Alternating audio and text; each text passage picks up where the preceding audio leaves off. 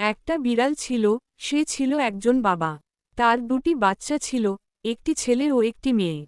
কিন্তু সে সব সময় তার ছেলে বাচ্চাটিকে বেশি ভালোবাসত। তাকে অনেক আদর করত, যা কিছু লাগত সব আগে দিত। আর মেয়েটিকে সবসময় অবহেলা করত। মেয়েটির চাহিদা, ইচ্ছা কিছুই গুরুত্ব পেত না। তাকে ছোট করেই দেখা হতো সবসময়। এই অবিচার দেখে মেয়ে বিড়ালছানার মনে খুব কষ্ট হতো। একদিন সে সিদ্ধান্ত নেয়, এভাবে আর থাকা যাবে না। তাই সে চুপচাপ ঘর ছেড়ে বেরিয়ে যায়। সে নিজের চেষ্টায় পড়াশোনা করে, কষ্ট করে বড় হয়, আর একসময় এক সাহসী ও সম্মানিত পুলিশ অফিসার হয়। অন্যদিকে, বাবা বিড়ালের প্রিয় ছেলে বাচ্চাটি সবকিছু পেয়ে পেয়ে অলস আর দুর্ব্যবহারে গোয়ান হয়ে যায়। সে পড়াশোনা করে না, খারাপ সঙ্গ পায়, অবশেষে একদিন সেই ছেলেটিই তার বৃদ্ধ বাবাকে ঘর থেকে বের করে দেয়।